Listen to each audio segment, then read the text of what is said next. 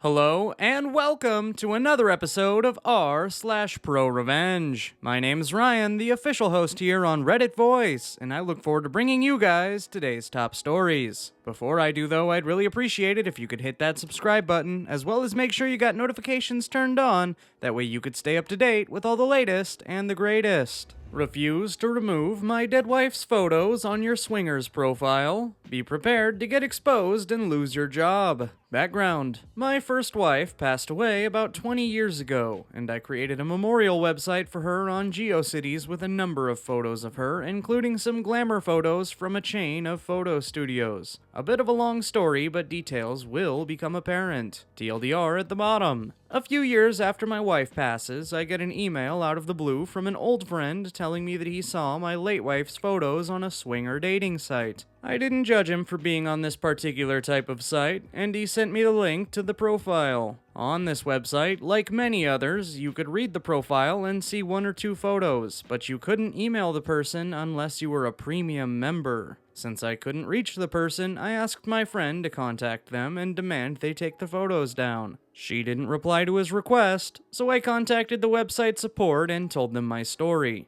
The website administrator told me that they couldn't take down the photos and only a DMCA copyright claim could get the photos removed. I would not and could not submit a copyright claim as I didn't take the photos, so there was no remedy to getting my late wife's photos off of this person's profile. Enter the ProRevenge. I decided to join the site as a premium member, but not as myself. I set up a profile as a couple looking for a single female to join us on vacations and on our boat. The reason for this was because that is what the offending person was looking for on their profile. Our intention was to catfish the gold digger. So I guess it's time to introduce the characters. You have DG, Gold Digger, my friend's wife posing as my wife, FW, not the same friend that found the profile, and me. Here's how it went down. First, we befriend GD online. FW sent a message to the GD, who listed in her profile that she was in the same province as us, and asked GD what city or town she was in, as we have an RV and a boat that we'd like to travel around the province with and take mini vacations to on different lakes. A few days later, she replies and asks for photos. I sent a few of me and my friend's wife on his boss's boat from the previous summer. Yes, they gave me permission to use the photos and some others from their other vacations that didn't include him in the photos.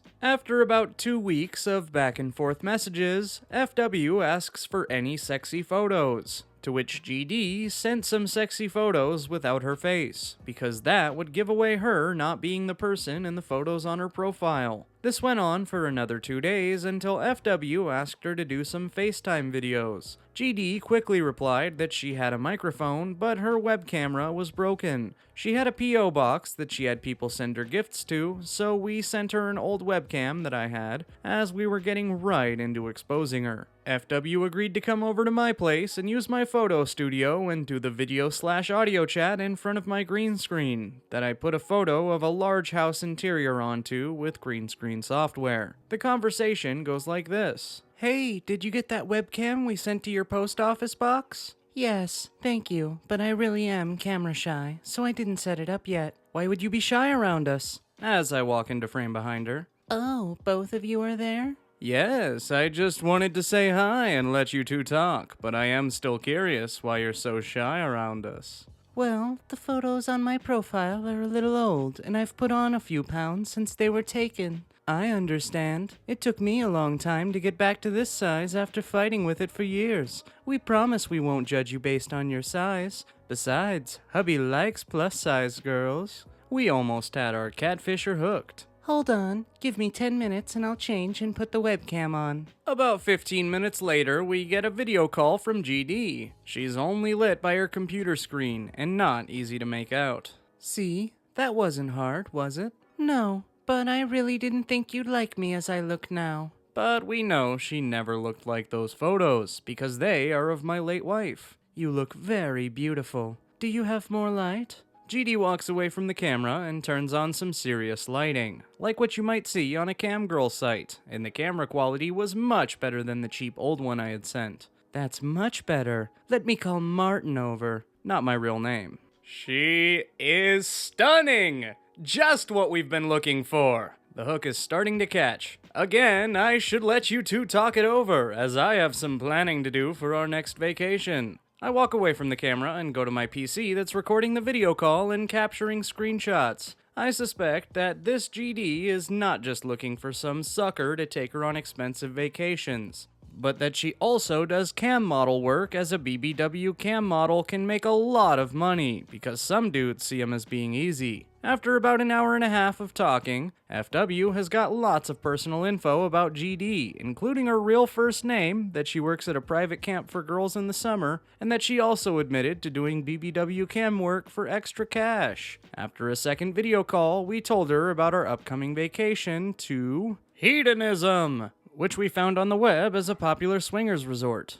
And we would need her full name and a photocopy of her passport to make the reservations and arrange air travel. She fell for it, and we had everything we needed. With a little help from Google Maps, we found the camp that she worked at and the contact info. We contacted the camp office looking for a job reference for GD, and sure enough, we contacted the right camp. When I contacted her with all our information and asked her to remove the photos of my late wife from her profile on the swinger site and any other site she might be using them on, this was her reply via PM. You catfished me. No, I just wanted you to stop using my late wife's photos for your single and swinger profiles. Those are my photos. No, they're not. I have your real photo, and you don't even look like my late wife.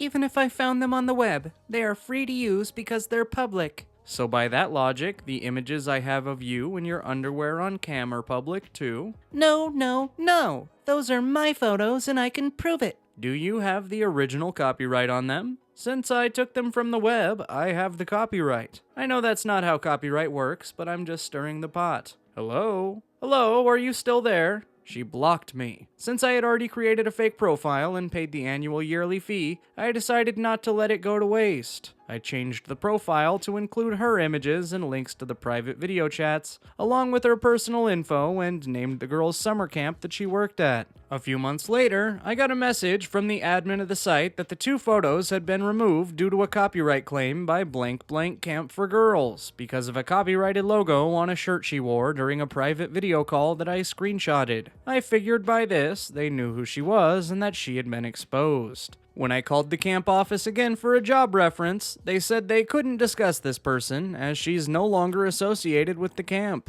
Hope it wasn't too long, but it is a story I've been telling friends for years. I am a semi-professional photographer, meaning I get paid, but it's not my sole source of income. So I have a lot more stories, but mostly entitled people stories to share on other subreddits. TLDR, Gold Digger steals photos from my late wife's memorial page and uses them on a swingers contact site. She and the site refuse to remove the photos. I create a fake profile to catfish her and get her personal info. She shows her real self on webcam. I screenshot and eventually post them on a fake profile with her real info. What gets her discovered is that one of the photos has someone else's copyright on her shirt. They DMCA to take it down, and she's exposed to her boss. The Bad Grocery Place. I've written before about the good grocery store where I worked in high school. We had a couple bad customers and a lot of senile seniors, but it was well run with a great manager. The one I worked at for one summer in college was The Bad Place. It was 1994 in a chain grocery store with a truly awful manager who was straight out of business school. He was also the regional office director's son, so he was Teflon. Anything that went wrong got pinned on an assistant manager and or hushed up at the regional level. Awful had managed to install his mistress as one of the assistant managers. I only saw her in the store twice, and both times she was shopping. One of the times she didn't even pay. Awful paid no attention to people's time constraints. We had a bunch of teens there who were attending summer school. He didn't care. He scheduled however he wanted and left us to swap shifts amongst ourselves. I personally saw him tell one girl she'd have to miss school because he needed her on shift and she couldn't find coverage. Crazy illegal. He didn't care about legalities. Awful's belief was if the computer would accept it, then it was fine. If it was the early days of computerized payrolls, so the system would take literally anything with no checks. He made the teenagers work hours that they legally couldn't. I'm talking too late, too early, and lots of overtime. If they complained, he threatened to fire them. That was his answer to everything. And work wasn't easy to come by in that area. There were teenagers in tears because he wouldn't let them take time for family vacations, or they were being forced to miss tests at school. One guy was fired because he went to his sister's wedding. He warned Awful about it months in advance, and it was a holiday weekend, so nobody could swap. Awful was very rarely, if ever, in the store his entire shift. He'd clock in, get the few really important things done, then leave. He'd come back in the middle of his shift to do the bank deposits, then be gone again until it was time to clock out. I know there's more to this story, but that just sounds a lot like one particular motherfucker I used to have to work with. He assigned all his work to the latest Fall Guy assistant manager or other random employees. If he was the only manager on duty, he'd leave his badge for overrides on the desk in the office so we could grab it when we needed to override register errors. All of this was massively against company policy. I mentioned in a previous post how National was pretty obsessed with mystery shopper reports, and got them directly from the company that did that stuff. We'd get all kinds of conflicting instructions because National's edicts based on those and our regional director's policies would differ. Always fun. What I didn't mention was mystery shoppers were trivial to spot. They'd go straight to the bakery to price out a special order cake, then not buy it, complain about the price, or ask any of the normal questions. They also went to the bathroom, the fish counter, asked for a price check, and made us unring something they decided they didn't want during checkout. There were other things on the list, but those are the obvious ones. I remembered all of these years later. My last week at this shit show before I headed back to college, I spotted a blatant mystery shopper complete with notepad. Awful had bugged out shortly after open, the mistress was probably busy banging him, and the other assistant manager had been fired for the last colossal screw-up. The only other cashier on shift was at lunch. It was pretty dead as it was late morning, so no big deal. Except that I decided it was time for this shit show to get reported for what it was. When Mystery came up with her price check item, I forgot to hit the price check button and rang it up for real. Whoops. Time to go get the manager's override badge. I overrode it. Then I tossed that bad boy so hard it went all the way across the manager's desk and down to the sea of cables behind the counter. Whoops. I'm quite sure that if you went to the tapes, this looked incredibly intentional. It was my last week, and you could count the fucks I gave on no hands. Somewhere around this time, the other cashier, who we'll call Jenny, got back from her lunch break, and I informed her that shit was about to get real. She might want to go home sick if she wanted some cover. Nah, Jenny giggled and wanted a front row seat. Besides, the lunch rush was coming. We had a construction area nearby, and a lot of the guys came for the prepared foods for cheap, hot lunches. We started to get the lunch rush and more of a crowd by the time Mystery made it up to my register to check out. Of course, she needed me to unring something for her checklist, so I flipped on the Help Me Obi-Wan light. Nothing happened. I called for Awful over the intercom by manager first name last name. Jenny caught on real fast and told me to just go get the badge from the office. Awful first name last name must be doing the money drop or something. I pointed out to Jenny that was against company policy. She rolled her eyes and told me that's what Awful first name last name had said to do. Now, where was that override badge? I headed up to the office and made a good show of looking for it. Called down to Jenny asking if she had it. Nope. Jenny abandoned the big order she was ringing up and came up to the little office to give a cursory look around. This is where the whole story took a turn I hadn't gamed out. See, I was just going to give Mystery a very bad visit with many violations to report. There'd have been an embarrassing reaming from National and possibly even an investigation. Jenny had other plans though. Jenny was going nuclear. Jenny apologized to the mystery shopper, but she was gonna have to get in Jenny's line now. I couldn't void the transaction or log into 2 registers at once, so I was gonna help her pack it up and Jenny would get to Mystery as soon as she could. Now this is somewhat BS. While true as stated, we all knew how to unplug the registers and get them to reset and log us out. It was a dumb hack, but it worked. Thing was, there was almost zero chance of Awful or Mystery knowing that. Now, Mystery must have loved her mystery shopping gig because she was the most cheerful, screwed over customer you ever did see. She smiled, assured us everything was fine, and scribbled in her notebook the whole time.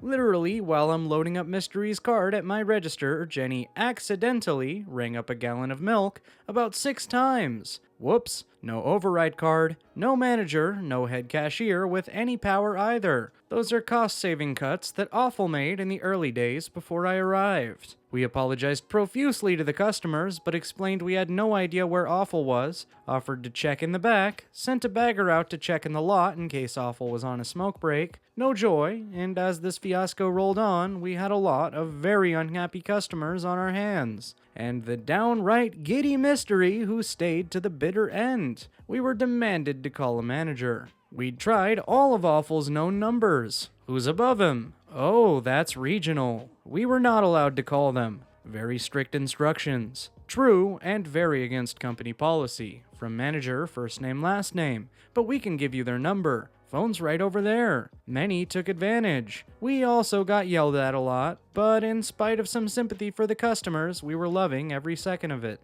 Regional took about 2 hours to get somebody down to the store who could clear the registers. Nobody else in the store had permissions on that system. Awful still hadn't shown up. Regional dude overrode the registers, but then the damage was done. We'd missed the whole lunch rush. No hot food was sold. Our metrics for the day were going to be unbelievably shitty. Regional dude was on the phone frantically trying to figure out how to cover this mess up for his boss, Awful's father, and decided to blame it on a computer outage. I think they intentionally broke some equipment to help sell that story. Awful rolled in after I clocked out, but I'm told Regional dude was still there doing Awful's job. Awful was unbearable for the next couple days, but I had a foot out the door. Jenny, it turned out, simply didn't care because she'd been doing the work of a head cashier without the pay. It took a few weeks for the fallout to happen, and you bet I kept in touch with Jenny just to find out what happened. From this point on, I only know what Jenny told me as I was back in college a few states away.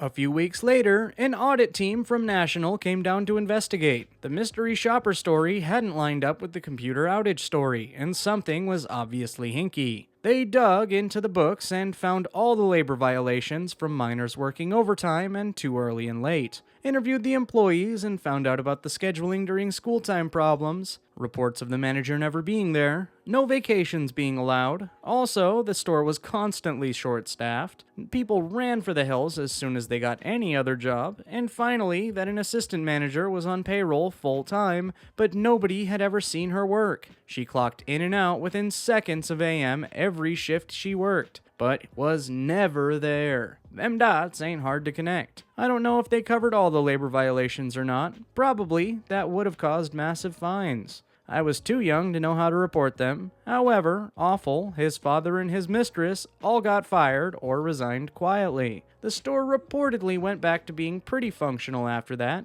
Jenny got a better job and left within a year, and I never worked retail again. TLDR, Awful nepotism hire manager violates labor law, hires his mistress who never shows up and is rarely in the store. Another cashier and I lost the register override card and couldn't check anybody out for a couple hours during lunch rush. Let every pissed off person know we weren't allowed to call Regional for help. They did, and Regional tried to cover it up as a computer outage. A known mystery shopper observed and reported it all. National investigated. Awful, his father, the regional director, and his mistress all got fired or resigned.